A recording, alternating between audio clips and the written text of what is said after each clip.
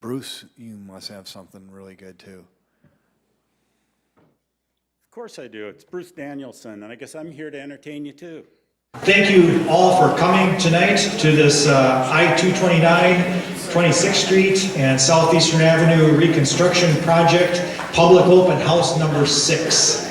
My name is James Unruh, and I'm with HDR Engineering, part of the design team that did this project. And just as a little note, all of these folks here from about 7 different entities were part of the overall project. By the way, the screen is a bit small in proportion to the size of the room. What you see on the screen will also be on the city's website, so if you don't see something here, you can go to the city's website and you will see the pictures there. Okay, a couple of things I want to touch on. All of these people here, I think we all feel like this has been a privilege to be part of a significant project like this. We actually started the project way back in 2012, where we started the planning process.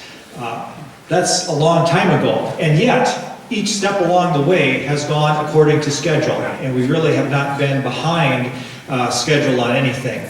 To give you an idea of how long ago that was, in 2012 when we started the project, I had few, if any, gray hair. And now, ouch. My kids tell me that I look more distinguished and mature. My wife says I just look old now. But whether it was just the time factor or the stress of the project, I don't know. But like I say, it's been a privilege to be part of this type of project. We had our first public meeting in July of 2012, and I would like to ask, were there any of you here tonight that were in at that very first public meeting in July? We have a few takers on that. Yes, thank you very much. And then we had our last public meeting, number 5, was in May of 2016. So we are now on public meeting number 6. Was there anyone here that was at all of the previous 5 public meetings? Yes, we have some takers. Thank you very much for being part of this process. And by the way, we do have viewers on Facebook Live to see the presentation tonight as well. So what are we going to do here tonight? Our open house purpose is to show you some things. We're going to show you, first of all, what the project will look like when it's completed. We had that scrolling slideshow that went on before the presentation. We'll bring that up again after the presentation, and that had a number of slides that showed what the project will look like when it's done. I will go through some of those in the presentation as well, but we'll have that slideshow going up after the presentation. You can sit down and watch some more pictures of what this project will look like when it's completed. We will also show you how the project will be built, in the sense of what will be taking place and when. I'll make it just very brief and very simple, but I think you'll find that very interesting. And then what will affect all of you the most: how can you travel in the area during construction? There hasn't been much impact to anyone or effect on anyone from this project yet. In about 3 weeks, there will be an impact on all of you, all of us, as we drive the roads in this area. At the end, I will have a time to answer general questions about the project. And then if you have any very specific questions, we have some displays set up in the lobby, and we would ask you to ask those specific questions to the folks that are out there. We'll set those up during the presentation, but take time to go and ask the folks that are out there in the lobby after the presentation. Here we have our project area, and just a couple of highlights here. 26th Street is going across the screen right to left, and we're looking south on I-229. Here is Cliff Avenue on the right side of the screen, Southeastern Avenue on the left side of the screen, and we are all sitting here tonight now in this Lincoln High School auditorium. This area here, Rotary Park, when these pictures were taken, that was a kind of a wild tree area. What you saw last year was all of those trees being cut down and a parking lot and some buildings going up. We didn't quite get all of the playground features finished last year, but we will get that done early this year. The reason for that new Rotary Park was that the old entrance to Rotary Park, right here, when we raise up 26th Street, that entrance to the existing Rotary Park will be cut off, and there will be no way to get to it. So we have Rotary Park over here, and many of you saw this pedestrian bridge going across the Big Sioux River, right about in that area, and that will connect the new Rotary Park with the old Rotary Park. So you saw some work being done last year, and I should say, can everyone hear me with the microphone here? Maybe the screen is a bit small, but hopefully you can at least hear me. Okay. Hang on a second. And we're going to go now to some animations. This is the interchange. Looking now towards the north with I-229 to the north, 26th Street going across your screen like this. This is what it looks like today. Way back in 2012, 2013, we considered up to 20 different options for improving this interchange and making it a safe and traffic efficient interchange. And I'm going to show you one of the animations that we did in 2014. And I'll start this. It'll come right up here.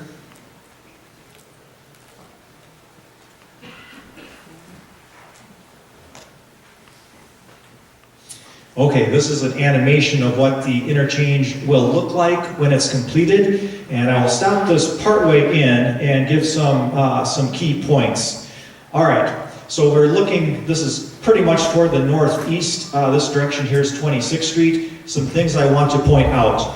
Yeager Road now connects to 26th Street. When we are done, Yeager Road will be curved around and will connect to 26th Street over here across from Frederick Drive.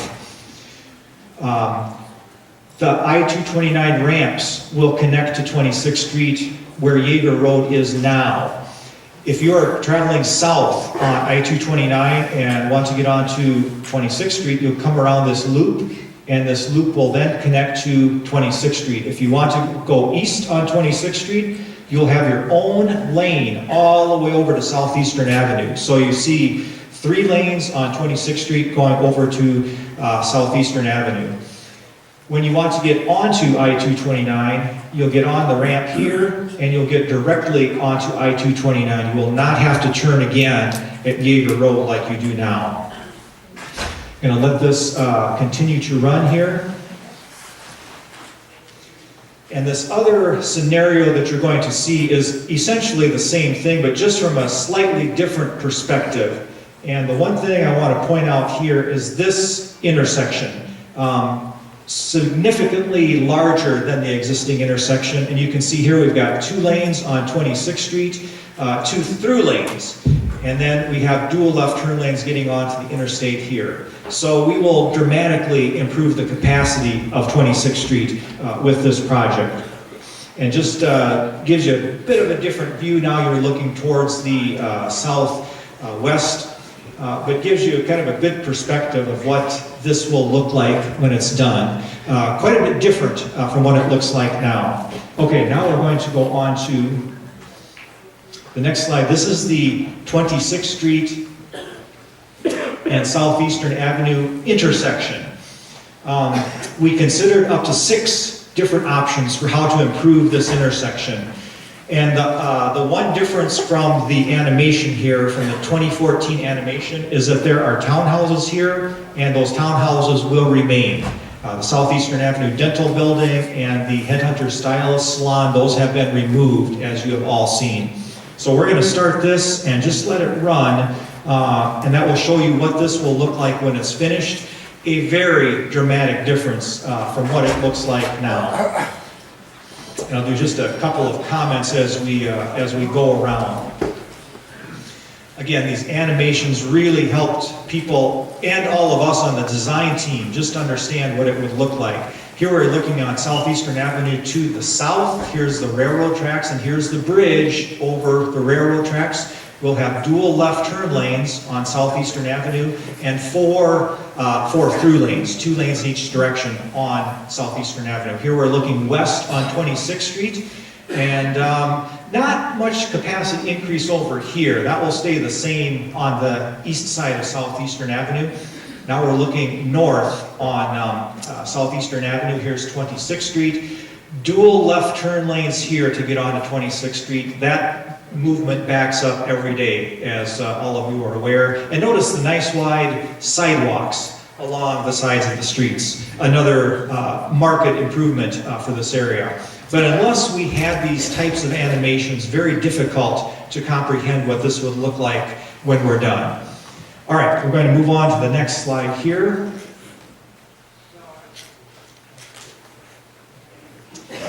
You saw the red coloring on those walls in the animation.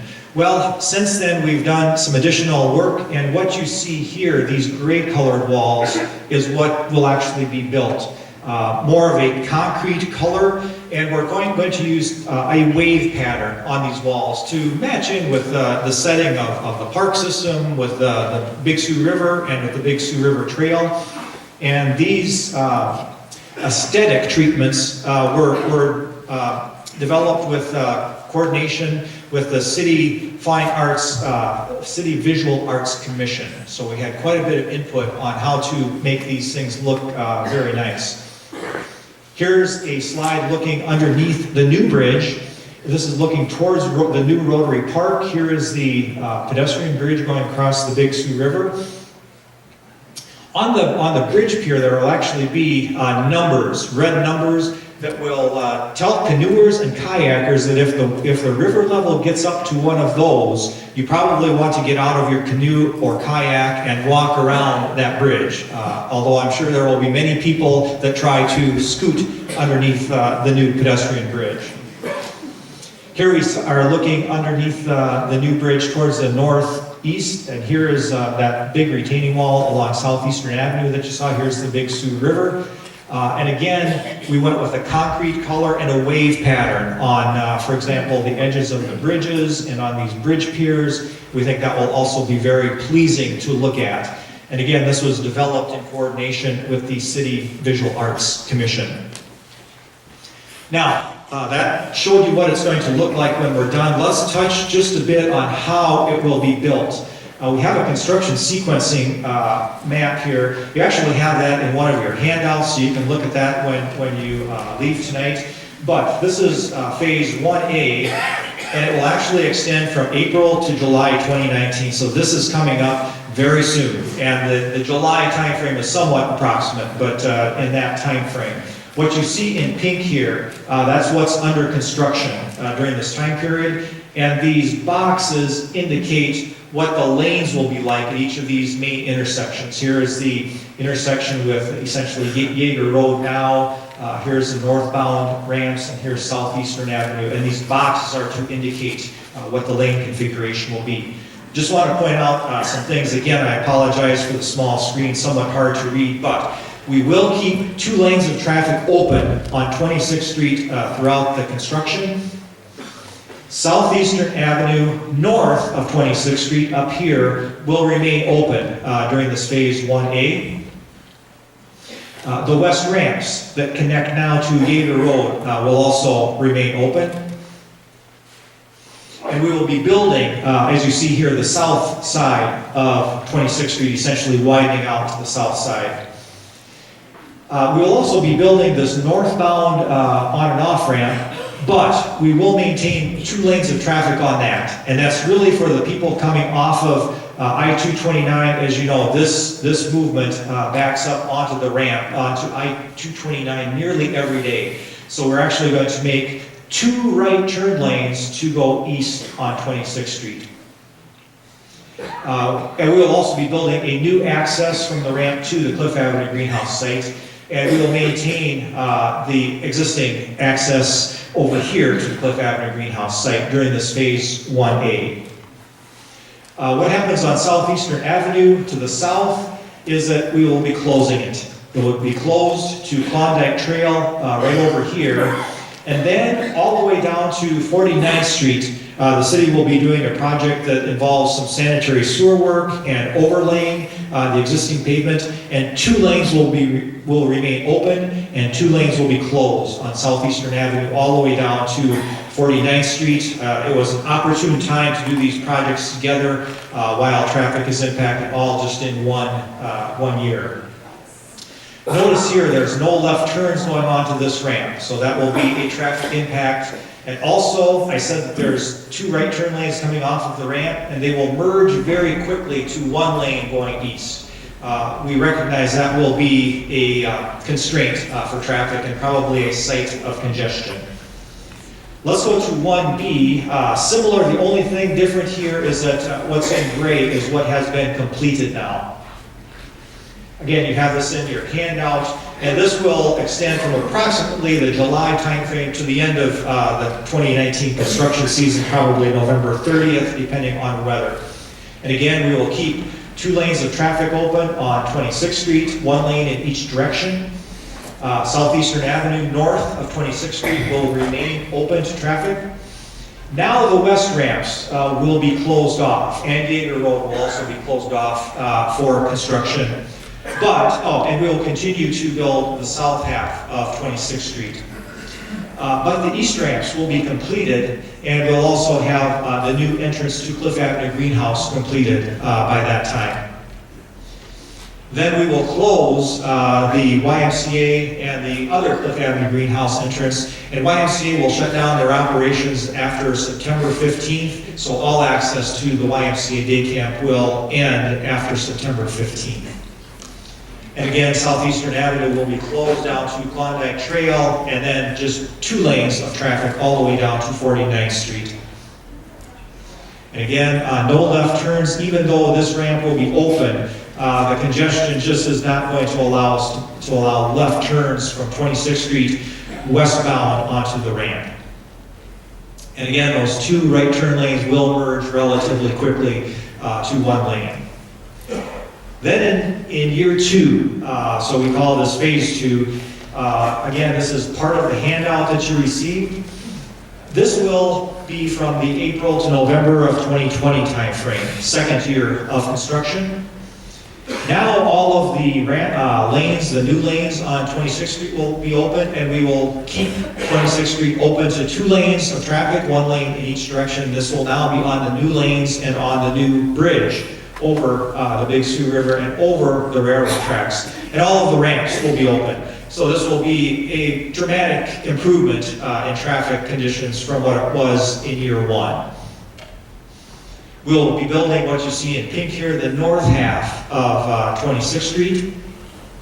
And now Southeastern Avenue will be open south of 26th Street, but Southeastern Avenue north of 26th Street will be closed to the River Ridge Oral Surgery driveway, right about there.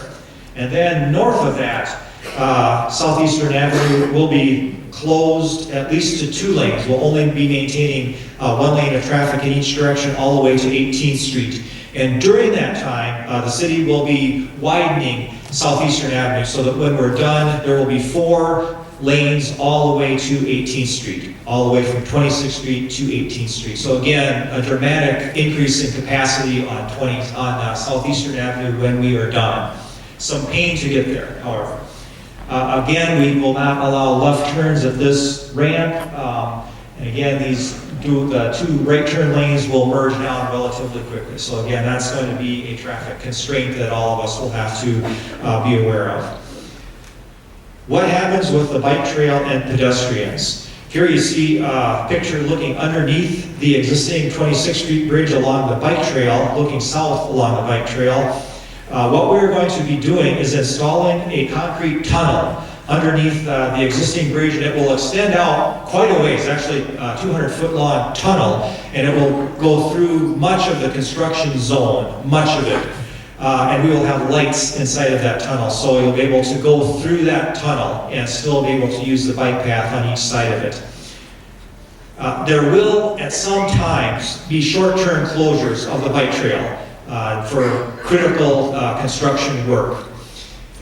And just remember that the bike trail will really be in a construction zone, so for users of the bike trail, walkers, bikers, it will still require quite a bit of caution. We'll have lots of barriers, lots of signs, but it will still require caution by everyone that uses the bike trail. Traffic. This is why we're all here tonight, I think, is to see what happens with traffic. And here you see a picture of 26th Street like you see it pretty much every day. Southeastern Avenue back here, 26th Street right here. Today, there's somewhere between 25 to 28,000 vehicles per day on 26th Street, depending on where you're at within our project limits. 25 to 28,000 vehicles per day. On Southeastern Avenue, there's between 8,000 and 12,000 vehicles per day that travel on Southeastern Avenue every day. We have about 3 to 4 trains per day that cross 26th Street. And invariably, it seems like one of those crosses right during the peak traffic periods. I think we're all well aware of that. We've all sat in that traffic backup that you see on the slide here. That's what we're dealing with. Okay, hopefully you can see this slide. What happens then during construction? Well, 26th Street goes from 4 lanes to 2 lanes during construction. Southeastern Avenue at some point will be closed either north or south of 26th Street.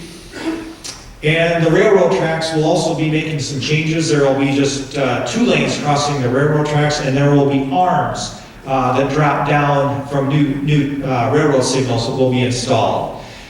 So pretty significant reduction in the amount of traffic that can get through this area. So what do we do? How do we get through this area? All right, this is another handout that you have. This is actually what happens in 2019. What are some alternate traffic routes that all of us can use to get through this area? To illustrate that, I'm going to show you, hopefully you can at least follow my pointer here, but my daughter and her husband live right in this area here. This is at the corner of 49th and Southeastern. And she works at I-Bailey in downtown Sioux Falls. She really enjoys her commute on Southeastern Avenue going down to I-Bailey. It's just a nice drive. It's along the river. It's quick. It's 4 lanes. And she said, Dad, what am I going to do when you close down Southeastern Avenue? Okay. We're going to show you an example of how you might be able to, how I told her how she might be able to navigate through this area. So first of all, what you want to do, and I'll point if you can't see the arrow there, but I suggest getting onto Southeastern Avenue. It'll still be 2 lanes. Take a right turn out of off of your street, the Marston Street, and then take a right turn on 41st Street. There will be a temporary signal installed at Bonson and 41st Street to get more cars through there. And I said, what you want to do then is go over to Sycamore and take a left turn at Sycamore and then stay on Sycamore, go right through the 26th Street intersection, and then turn left at 10th Street, and then take 10th Street to downtown. Okay, we are all well aware that 10th Street has a lot of traffic on it already, and so we're saying, okay, we're going to put more traffic on it. So I said, what you might want to also consider is if 10th Street, if you're having trouble getting through there, you can also turn left on 26th Street here from Sycamore and go over to Southeastern Avenue. Keep in mind, in the first year, Southeastern Avenue will be open north of 26th Street, and I suggested then you'd be back on your old route to get to downtown. For each person that drives this area, there's going to be some uniqueness in where you're coming from and where you are going to. So this is just an illustration of how one person could navigate it. Now, the city is going to be doing some very specific things, and if you can't see these, I will just tell you what they are. First of all, the city will be adjusting the signal timings on these alternate routes. And these alternate routes are the ones that are in blue here. Basically, 10th Street on the north side, 57th Street on the south side, Sycamore on the east side, Cliff Avenue on the west side, and I-229 will also remain open. So if you're trying to use the 26th Street interchange and there's ramps that are closed, you can use the 10th Street or Cliff Avenue interchanges instead. but the city will be adjusting the signal timings before the project and during the project on all of these alternate routes to adjust to what the traffic is really looking like out there. The city will also keep these alternate routes construction-free while we will have all this additional 26th Street and Southeastern Avenue traffic on these alternate routes. And then the city will also, you'll see cameras up on some of the poles, and they will actually watch what's happening at each of these intersections, especially in the project area right here where we're working. They will actually monitor that in real time at City Hall, and then they can actually adjust the signal timings in real time to maybe reduce the delays that people are experiencing. Okay, what can commuters do? And if you can't see that, I'll just go through it here. These are the things that all of us as commuters can do. First of all, like I told my daughter, you will probably have to try various routes. One route might be really blocked up and you might want to try a different route the next day. And it might change through the course of the construction season. So you're going to have to just try different routes. You might want to try various time frames for getting to and from work. That is not an option for everyone, but if that is something that's possible, you might want to consider going on times where the traffic isn't quite as busy. Please keep the speeds down during these times when the roads are, all of these alternate routes are going to have extra traffic on them. How about commuting by bike? As I said, the bike trail will remain open, so that's certainly a possibility, and you won't be fighting vehicle traffic. So that's a possibility as well, certainly when the weather is nice. And finally, we do ask that people be patient. I'm as aware of it as anyone. When you're sitting at a traffic light, 2 minutes seems like the end of the world. There was one signal I thought every time I went through it, it took forever to get through it. And then I timed it one time, and it was like a minute and a half. It's like, oh my gosh, that's a very short amount of time, but when you're sitting there, it seems like forever. There will be times when at some of these signalized intersections, it might take 2 cycles, even 3 cycles to get through, and we will just ask for patience. When we're done, this will be a wonderful project, and traffic will move very smoothly through this area and much more safely. But during this 2-year construction period, we'll be challenged. I think all of us are aware of that. And if you have specific ideas or questions about how to get around the area, we actually have 2 of these display boards set up in the lobby. And then we have 2 gentlemen back there that can direct you. If you give them the place that you're starting from and going to, they can make suggestions for specific alternate routes. Okay, this is a map that you also see. I'll blow the lettering up.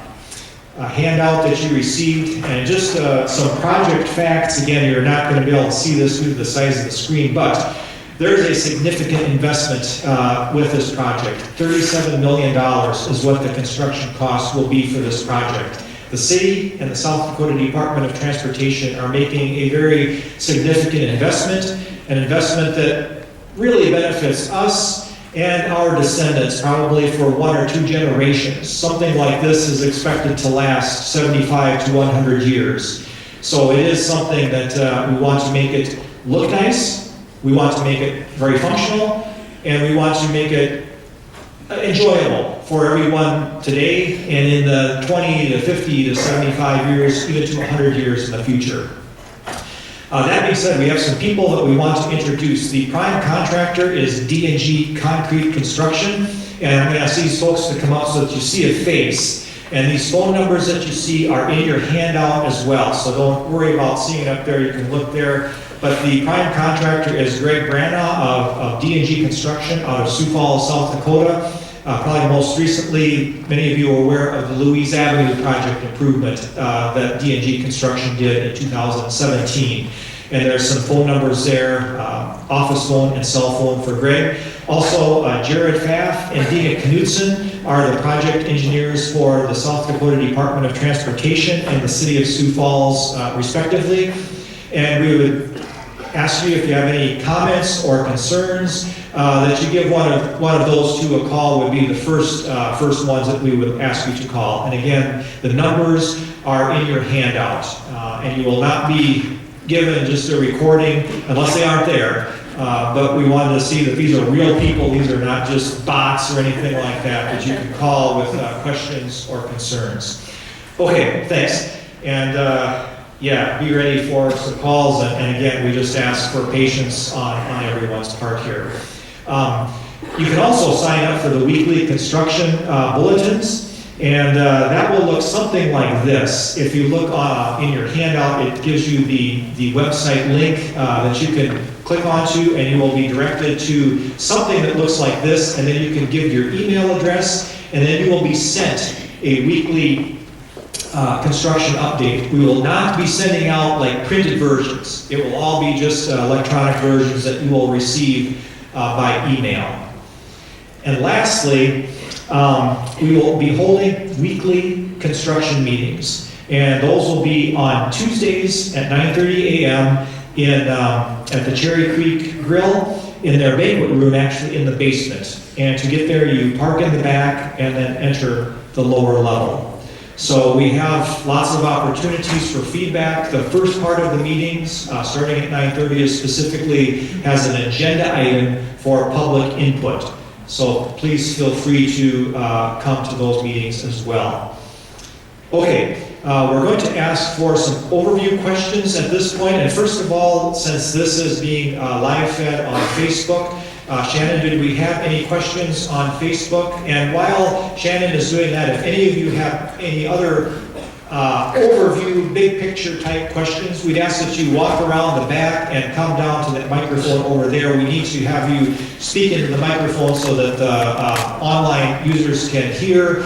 And the problem with the front is that there's so much equipment in the front that we don't want to get people tripping on course. So Shannon, anything from the Facebook audience? Sure, James. The quick question that we did have was westbound 26th Street to northbound 229. Was it considered to put a ramp directly from 26th Street onto 229? That was the only question that we had. Okay, excellent. And that is a fantastic question, and if you didn't hear it, was there consideration for a ramp from westbound I-229 directly onto the interstate?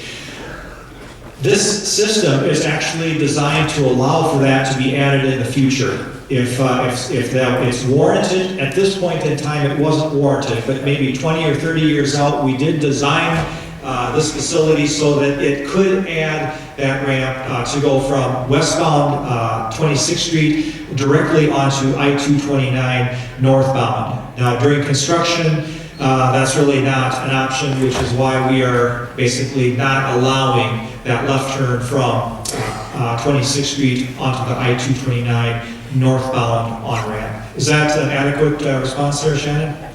Okay, thank you. And if you would, I guess you don't have to give your name really, but just speak into the microphone.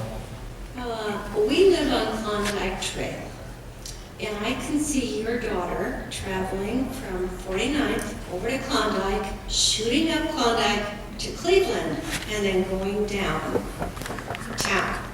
You haven't mentioned anything about Cleveland Avenue and the connection that Cleveland and Klondike has to Southeastern. We already are experiencing a lot of traffic coming from Sycamore, Bonson, Cleveland. They are coming down that road very rapidly, I might add. We have children in that area, and those cars are zooming down towards Southeastern. And right now they're connecting so that they can go north. But I can see a lot of traffic heading between that area. That kind of concerns me. And is there any suggestions on what can be done? Either, like a live body laying on the road so we can speed off. Because that will happen. My grandson almost got hit on that road. The traffic light, I don't know, but I'm really concerned about that. And that is such a valid point. And you notice that I didn't tell my daughter to go up to Klondike Trail up to Cleveland, which you are right, technically that could be done. Now, we are going to monitor that very closely, and if we have to close off that connection from Southeastern to Klondike, we may have to do that. At this point, we did not show that in the plans, but if we see that there is an issue with a lot of people doing basically a cut through traffic, just like you're talking about, and we are certainly aware of that, we may have to take steps where we just not allow that movement at all off of Southeastern Avenue, which we could relatively easily do, because we do not want people using a lot of local streets to get to downtown. So does that help out? And it's something that we are very much aware of. That is a very valid point and a valid concern, and that's something we will watch very closely during construction to keep people off of these local streets, because that is a dangerous condition. Thank you. Hi, thank you. You mentioned that City Hall is going to be monitoring the traffic lights, like live. Is it possible to have some type of Twitter account, Facebook account, notification account if there are accidents on these new roads that you'd like us to take? So we would know that there's an accident at Sycamore and 10th during this construction process. So that's the alternate route I've chosen. This morning, it's completely blacked out. Boy, that is a very good point as well, and I don't have a total answer. I'm sure that's something we can work on. Shannon, is that something you could speak to? Thanks, that was a very excellent point. Appreciate that. Yeah, that was great point. We definitely are exploring ways to get the word out to everyone here, Twitter accounts as well as Facebook. Certainly, your first point, though, is to get signed up for the weekly newsletters, because that's very important. So we will continue to work on that. Hopefully in the next couple of weeks you'll get more information to come, but that's a great point. And that's Shannon Austin. I'm sorry I didn't introduce her. She's been part of this project from the start as well, although her hair did not turn gray like mine. Okay, thank you. Excellent questions. Appreciate those very much. I have a couple of questions. You suggested maybe biking to work. Where is the furthest north point on Southeastern that you'll be able to get to the bike trail? Because you're closed from Klondike to Southeastern, or Klondike to 49th. So will you be able to get to the bike trail, say from Old Orchard Trail? Yeah, you should be able to. There's really no restrictions on access to the bike trail, especially at the Paisley Park entrance. That would probably be the best place to get access to the bike trail, and possibly park in the Paisley Park parking lots there. But I don't, the Old Orchard Trail connection, that will not be impacted here with this very much. Okay. So that would be the furthest north point, I think, that you would be able to get to the bike trail. You can't really get to it close to Southeastern Avenue anyway, hardly now. Great. So then on Bonson, you said you'd have a temporary light at 41st and Bonson? That's correct. That's being installed as part of Anything the else project. between 26th and 49th on Bonson? No, we Because did I not. mean, even now, it's hard to make a left-hand turn on Bonson, like when school's starting. We don't intend on making any additional major improvements on Bonson, but people will use that as one of their routes as well. If Sycamore is backed up, they will use Bonson as one of the alternate routes. But we do not anticipate any other improvements on Bonson other than just that one signal at 41st Street. Thanks. Hi, so when northbound Southeastern is closed, I know there's like, or not closed, open to 2 lanes. I know there's like residential areas over there. Is there a way to like get easy access if you have to like turn left into those over there? Yeah, good question. I'll back up one little bit to the businesses. There's a bunch of businesses at that corner of Southeastern and 26th Street, and those, for that 1 year of construction, they will have to get their access from Cleveland Avenue. And I know the one lady asked a question about Cleveland Avenue. We're not really touching anything on Cleveland Avenue as part of this construction project.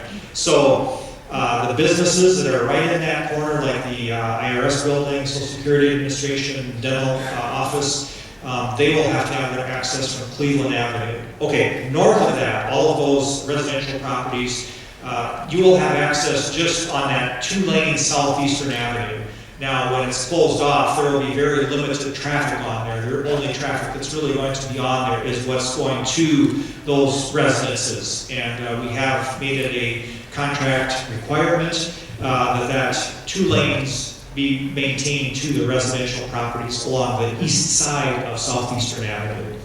Excellent. Does that help you out? Yeah. Thank you. Boy, these are fantastic questions, and thanks for speaking into the microphone also so that everyone can hear them. Greetings, thank you. My name is Jason Muller. I'm an avid cyclist in the city of Sioux Falls, and I have 2 things to ask about. One is a comment though, but thanks for mentioning about cycling through the bike trail as an opportunity to alleviate not just some of the traffic, but I wonder if we could get the Falls area bicyclists and the city to work together to say how long it would take to bicycle to downtown or to get from point A to point B. I'm sure they would be very approachable about putting that on their website and on the city's website. And I do feel for communities where there's going to be on some streets where, like Klondike, Cleveland, Bonson, I have a recommendation. I read Jeff Speck's book on walkable cities, and one of the things that we should maybe consider is on the streets where we prefer the traffic not to go, that we would reduce it down to 15 miles an hour so that those streets that we do want the traffic to go down, they would be kept at the normal speeds. I know that would require a little bit of law enforcement, but when people are faced going at a 15-mile-an-hour speed down some streets, that would be helping to protect our children, because that's more important than any road. So thank you. Excellent points, and that certainly is a concern for all of us, is traffic using those residential streets. And the point about the bikes, I'll bet you on some days, yes, I bet it would be a quicker commute to bike downtown than it would be to drive on these alternate routes. Yes, thank you very much. Next, please. Great questions, appreciate those. Hi, my name is Glenda Reed, and I was wondering, does the contractor plan on doing any 4-hour work days, or are they just strictly going to do daylight? Because I know some places have done big constructions and projects, and they have done a 24-hour. They work around the clock to get done to beat the weather or whatever other conditions there are. And is that something that is being considered, or is that a no? Okay, the one time that there will be some nighttime work will be at the I-229 bridge. We're widening that bridge, and also at the new 26th Street bridge, where in those cases, we are actually going to close down the interstate and close down 26th Street, and really to minimize the impacts, we will be doing those closures at night. And then the contractor will come in with some big cranes and lift these big beams into place. So in part, yes, there will be some nighttime work, but that's one of the reasons that we elected to go with a 2-year construction time frame, so that we would not force a contractor into that 24-hour or 2 or 3 shift construction zone. Now, that being said, is that a fair statement to our contractor here, that we don't envision this 24/7 construction work? Okay, so he has confirmed that. Yes, that's one of the things that we considered, to try and get this into a 1-year construction time frame. The quicker we get this done, the less impact there is on people. But if you have a contractor working 24 hours a day, that's an impact to the people that are living around there as well. So yes, the time frame for construction work will generally be during daylight hours. I have another quick question. Sure, thank you. The walking trail bridge that goes over, the one that's been installed, is that going to be the finished product? Not too impressed with that bridge. I've seen better. I know there's better. I appreciate that. Even with the wave pattern, it's not that impressive. Thank you for your honesty. Nothing wrong with that.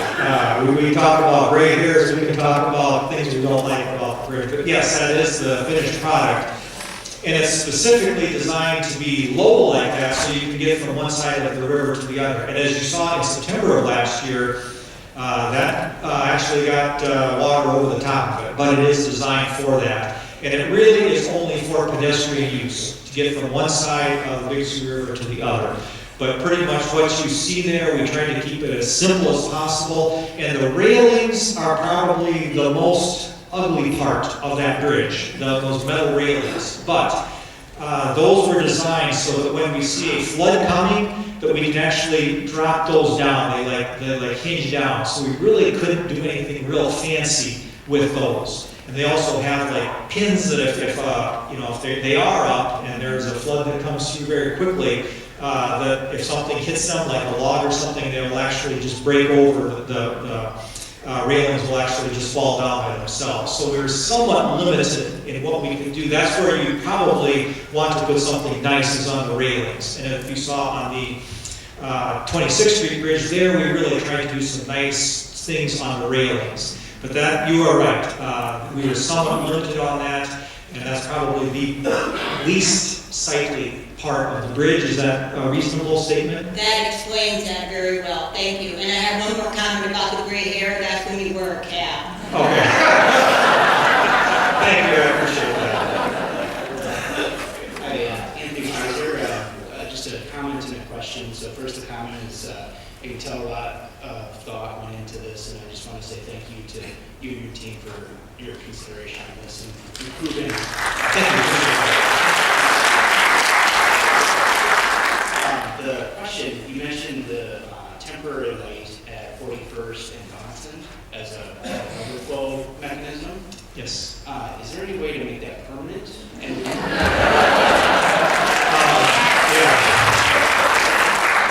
a lot of times those temporary lights do end up being permanent, and I know that the city is looking at improving that intersection even more than just with a signal. But that's probably all I want to say about that. And typically those temporary signals do become permanent, and so that's a possibility here.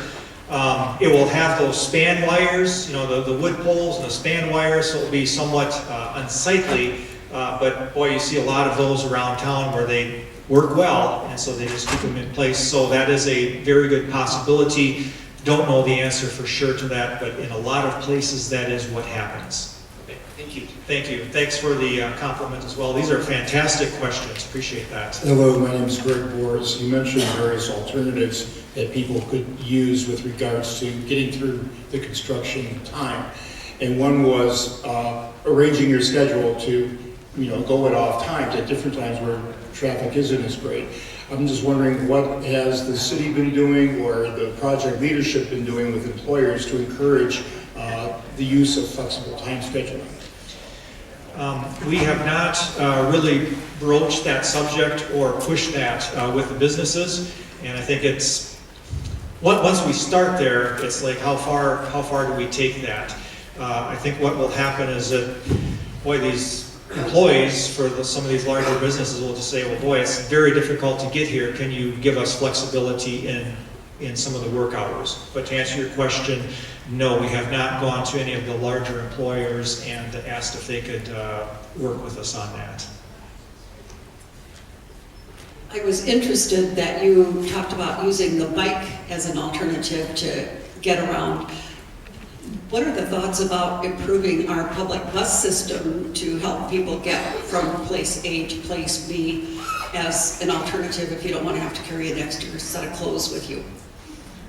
Good question, and I think on these streets there what we're doing really doesn't impact any of the bus service. Doesn't the bus come on 26th Street and then north on Cleveland? So that option certainly is there, and we, at this point, do not envision having buses travel through the construction work zone. But that bus route that comes down 26th Street and goes up Cleveland, that would probably be a good way to get traffic through there. So that's a very good point. Thank you very much, and I think we'll follow up on that with Sioux Area Metro. Thank you very much. I want to thank you too for the great job you've done. This is like a very exciting project for a long time in the future for Sioux Falls. Related to that, you mentioned that 10th and Cleveland would be one of the alternate routes. And in Sunday's paper, it mentioned that 10th and Cleveland is one of the third most serious situations for accidents as far as intersections go. And my concern is that there are left turn lanes on 10th Street going eastbound. There are left turn lanes coming from the north on Cleveland, from the south on Cleveland, and there are left turn arrows for those three directions. But when you're going westbound on 10th Street, I don't believe there is a left turn arrow. And I know coming over the hill on the eastbound, when you're going west, it makes it very dangerous to make that left turn onto Cleveland. And I think if we could put a left turn lane in there and a left turn arrow, that would certainly alleviate some of that problem. Very good suggestion, and boy, believe me, I'm very familiar with that intersection. For a couple of years, I drove through that multiple times a day, and yeah, that's one of the reasons that when I showed you that example, we didn't show anyone going up Cleveland and then trying to make a left onto 10th Street. That is a very difficult intersection, 10th and Cleveland, and just getting through it on 10th Street is challenging enough, not yet trying to do turn movements at that intersection.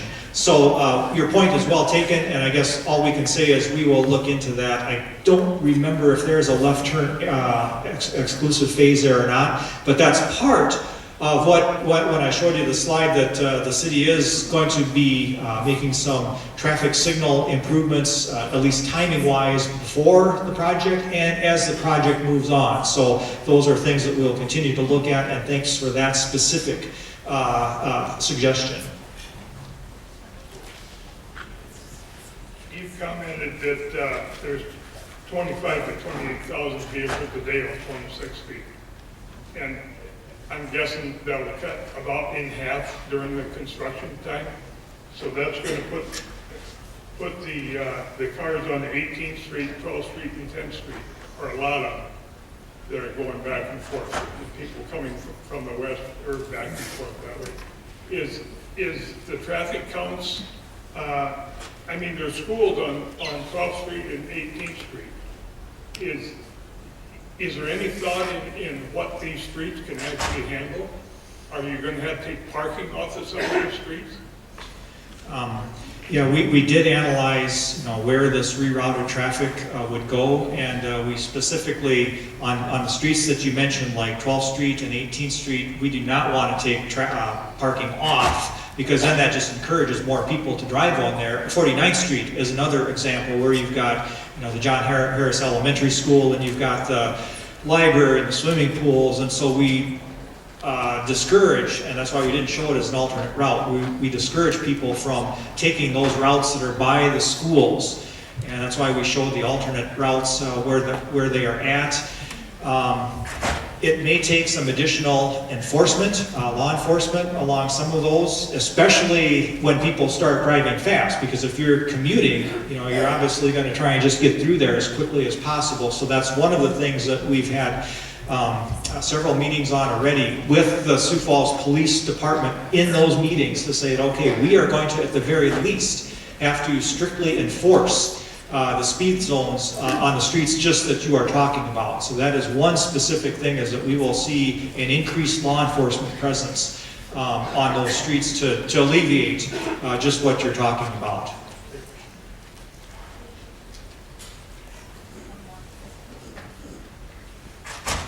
I just have a question. Has there been any consideration into possibly adjusting the start time for the schools? Because I know when there's no school over the holidays, traffic flows so much better. So just wondering, like, even if they bumped it back half an hour, if that would help the flow of the commute to work. And I'm going to let Shannon answer that, because we've been working with the school district specifically on some of those questions. Yep, we have had meetings with the school district. All of the elementary schools have been notified and are aware of what's coming up.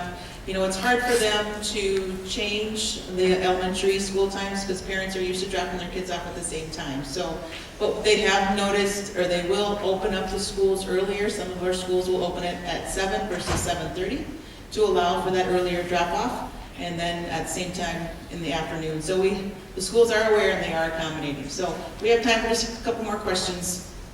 And by the way, these questions are 100 times better than the presentation was, that's for sure.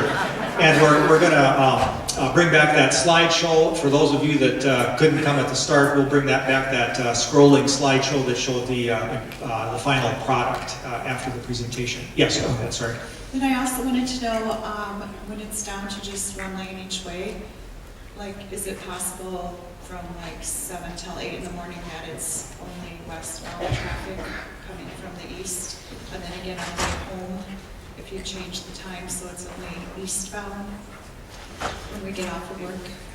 Yeah, that's one of the things that we also looked at early on, and boy, that becomes very confusing for traffic as well, to try and to basically change those traffic directions. And so we elected to just keep it as one lane in each direction. And I'm going to give you an analogy very briefly, but in 2017, Louise Avenue was rebuilt from 4 lanes down to 2 lanes. Traffic volumes on Louise Avenue were actually higher than 26th Street, and we got through that.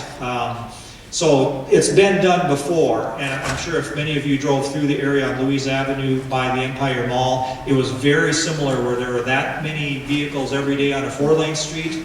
We reduced it to 2 lanes, and just like the gentleman said, the traffic volumes were about half, and the alternate routes that people used were Minnesota Avenue, Western Avenue, and come on, what's the one on the west side there? Pardon me? Marion, yeah, Marion, I'm sorry. I know that area like the back of my hand. But no, we elected to just keep it 1 lane in each direction. Very difficult to try and do 2 lanes one direction and then switch it during peak hours. Yes, go ahead. I have one question and one observation. First question would be, at the 10th and 229 to getting on southbound, has your project factored in the congestion that will probably be affected with that? 10th and 229, the southbound at the ramp? Yep. Let's see.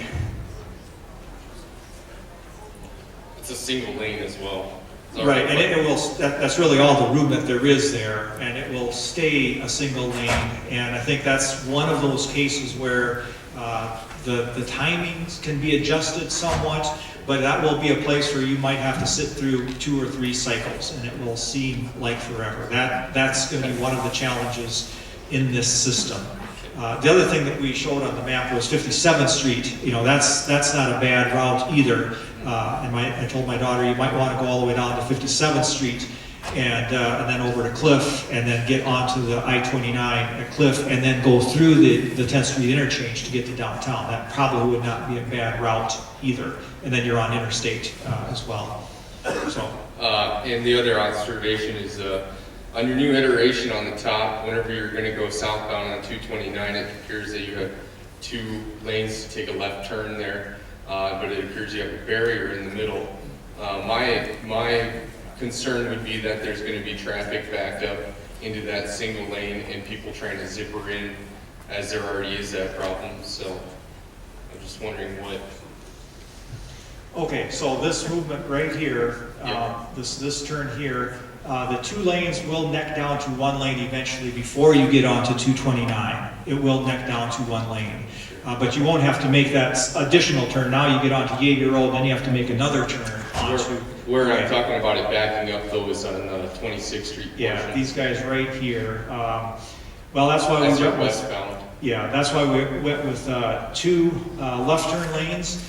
And according to the analysis that we did, we should have enough storage space there. But that's definitely why we had to go to 2 left turn lanes here.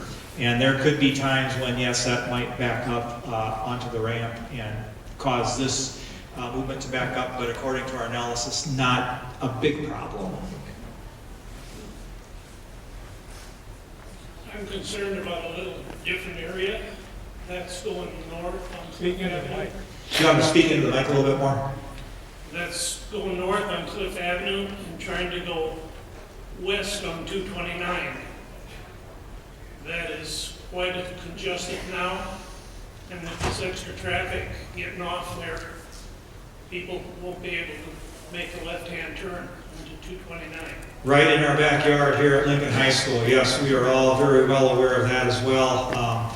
And what we'll find is if that doesn't work, people just will not be taking that route. But you are right, that will become potentially somewhat even worse than it is now. And I think people will eventually just say, okay, I'm going to find another route than that one. But that is the way it is. Is it possible to put a light there on the 229 exit or entrance? Well, I'm not sure. And specifically, you're talking at 41st Street then? No, on Cliff, turning on to 229 going west. Yes. If you're going north, it's almost impossible during the rush hour. That's absolutely true. And actually, there was a public meeting here just a couple of weeks ago to improve that whole interchange so that improves it. But that won't be done, obviously, in the time frame we're talking about here. I don't have a good answer for you. That is a difficult intersection, and when school gets out and during the rush hour, that is almost impossible to get through there. And we don't have a good solution for how to make that better at this point in time. And I don't know that an additional light would really help us out there. The one light is about all that we can handle at that configuration. And one more here. Hi, I'm just concerned about the noise. I actually live on 26th Street.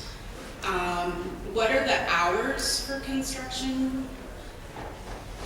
And like I said, would be mostly daylight hours. And I believe that the city, the contractor gets a special permit.